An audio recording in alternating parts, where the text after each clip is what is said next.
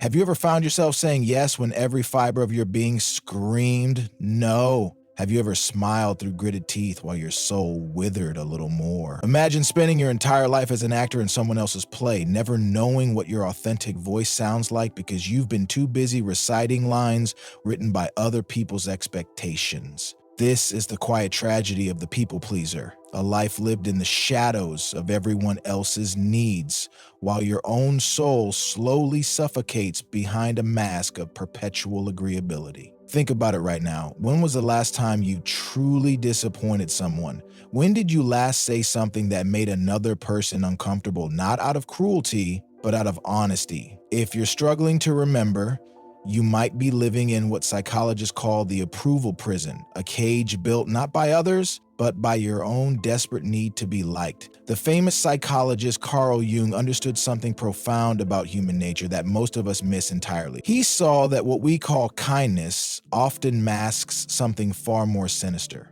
the complete abandonment of our authentic self. Jung didn't see people-pleasing as a virtue. He saw it as a form of self-betrayal, so subtle and so socially acceptable that we mistake it for love. But here's the devastating truth that no one talks about. Every time you choose someone else's comfort over your own truth, you're not being kind. You're being cowardly. And that cowardice is slowly erasing you from your own life. Picture this scenario. You're exhausted after a long day, craving nothing more than silence and solitude. Your phone buzzes. A friend needs help moving furniture. Your body says no. Your schedule says no. Your energy levels say no. But your mouth says, of course. I'll be right there. Why? Because somewhere deep in your conditioning, you learn that love is earned through service, that worth is measured by usefulness, and that saying no makes you selfish. But what if I told you that this single moment, this automatic yes when you mean no, is the exact moment you disappear? Not physically, but spiritually. You become a ghost haunting your own life, present in body but absent in soul. Jung called this phenomenon the development of a false persona, a mask we wear to navigate social expectations. The persona isn't inherently bad. We all need some level of social adaptation, but when the mask becomes permanent, when you forget there's a face underneath, you lose the most precious thing you possess, your authentic self. The tragic irony is that people pleasers believe they're building connections, but they're actually creating distance. How can someone truly know you if you've never shown them the real you? How can someone love you if you've only presented them with a carefully curated version designed to avoid conflict? The relationships built on your people-pleasing foundation are built on quicksand. They feel solid until the moment you try to be real. Consider the exhaustion you feel after social interactions. That bone-deep tiredness isn't just from being around people. It's from the tremendous energy required to constantly monitor, adjust, and perform. You're not just socializing, you're acting. You're running multiple calculations in your head. What do they want to hear? How can I avoid disappointing them? What response will keep everyone comfortable? This isn't social connection, it's emotional labor that benefits everyone except you. And the cruelest part, the more you please people, the more they expect it. You train them to see you as the reliable one, the flexible one, the one who never complains. Your yeses become their given and your needs become invisible. You've taught the world that your boundaries are negotiable, your time is unlimited, and your silence equals consent. But deep inside, something is happening. Resentment is building. Not the healthy kind that signals a boundary violation, but the toxic kind that comes from voluntary self-abandonment. You start feeling angry at people for things they don't even know they're doing to you. You feel bitter about sacrifices no one asked you to make. You feel invisible in relationships where you've chosen to hide. This is what Jung meant when he talked about the shadow, the parts of ourselves we exile to maintain our acceptable image. Your anger, your selfishness, your desire to be left alone, your need to disagree, these aren't character flaws. They're parts of your humanity that you've banished to maintain your reputation as the nice one. Have you ever noticed how you feel after asserting yourself, even in small ways? That rush of anxiety, that flood of guilt, that immediate urge to apologize and soften and explain? And that's not your conscience speaking, that's your conditioning panicking. You've been so trained to avoid disappointing others that your nervous system treats honesty like a threat. The question that should terrify every people pleaser is this: who are you when you're alone?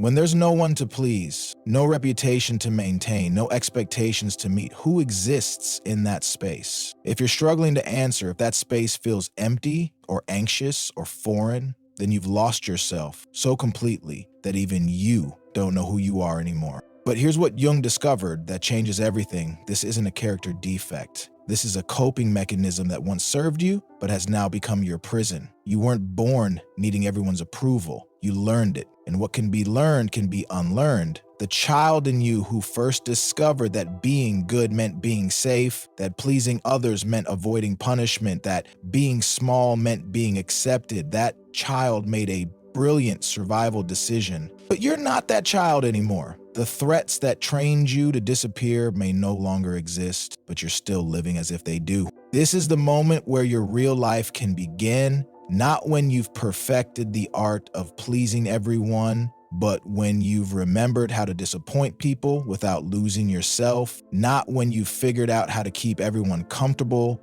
but when you've learned to prioritize your own integrity over their temporary emotions. Jung believed that the path to wholeness requires us to reclaim our shadow, to integrate the parts of ourselves we've been taught to hide. For the people pleaser, this means rediscovering your capacity to say no, to disagree, to take up space, to be inconvenient, to be real. The awakening begins with a simple recognition. Your niceness might not be kindness. Your agreeableness might not be peace. Your flexibility might not be strength. These might be the very things keeping you trapped in a life that belongs to everyone except you. Now comes the part that separates those who complain about their lives from those who change them. Understanding why you people please is valuable, but it means nothing without the courage to stop. And make no mistake, stopping requires courage, because everything in your conditioning will fight against it. The first thing you need to understand is that when you begin setting boundaries, the world will test them. People who benefited from your endless flexibility will suddenly discover urgent needs that require your immediate attention. Those who enjoyed your automatic yes will find your newfound pause threatening. This isn't cruelty on their part, it's conditioning. On yours and theirs. Jung understood that individuation, the process of becoming your authentic self, isn't a gentle, gradual awakening. It's often uncomfortable, sometimes confrontational, and always requires you to disappoint people who preferred the manageable version of you. But here's what happens when you start choosing authenticity over approval. You discover that the respect you craved through people-pleasing was never going to come from being agreeable. Respect comes from being reliable in your truth, consistent in your boundaries, and grounded in your integrity. People don't respect doormats, they respect individuals who know their worth. The transformation begins with small acts of honesty. Instead of automatically saying, "I'm fine," when you're not, try, "I'm having a difficult day." Instead of immediately agreeing to requests, try, "Let me think about it and get back to you." Instead of apologizing for things that aren't your fault, try simply not apologizing. These micro changes seem insignificant, but they're actually revolutionary acts of self-reclamation. You'll notice something interesting as you practice these small boundaries. The guilt will come. It will arrive like clockwork, that familiar voice telling you you're being selfish, that you're hurting people, that you should just go back to being easy. This guilt is not your moral compass, it's your conditioning trying to pull you back into familiar territory. Feel it, acknowledge it, and do the right thing anyway. The people in your life will have reactions to your newfound boundaries. Some will respect them immediately, these are your people. Others will push back, test limits, or try to guilt you into returning to your old patterns. Their resistance isn't about your boundaries, it's about their attachment to the benefits they received from your lack of them. This information is valuable. It shows you who loved you and who loved what you did for them. Here's where Jung's concept of the shadow becomes practical. All those parts of yourself you've been hiding, your anger when treated unfairly, your desire to be left alone sometimes, your need to prioritize your own goals, these aren't character flaws. They're essential parts of your humanity that need integration. You can't become whole while rejecting half of who you are. The goal isn't to become cruel or cold. The goal is to become honest. Honesty might feel harsh after years of artificial sweetness, but it's not harshness, it's clarity. When you say no without a lengthy explanation, when you disagree without apologizing, when you prioritize your needs without guilt, you're not being mean, you're being real. As you practice this authenticity, you'll discover something remarkable. The relationships that survive your truth are the ones worth keeping. The people who can handle your honesty, respect your boundaries, and love you even when you're not performing are your true tribe. Everyone else was just enjoying the show. This process isn't about perfection. You'll still catch yourself automatically saying yes when you mean no. You'll still feel that old urge to manage everyone's emotions. The difference is that now you'll notice it happening. And you'll have the tools to choose differently. The ultimate goal of breaking free from people-pleasing isn't to become someone who doesn't care about others. It's to become someone who cares about others from a place of choice rather than compulsion, from overflow rather than depletion, from strength rather than fear. When you're no longer operating from the desperate need to be liked, you can offer genuine kindness instead of performed niceness.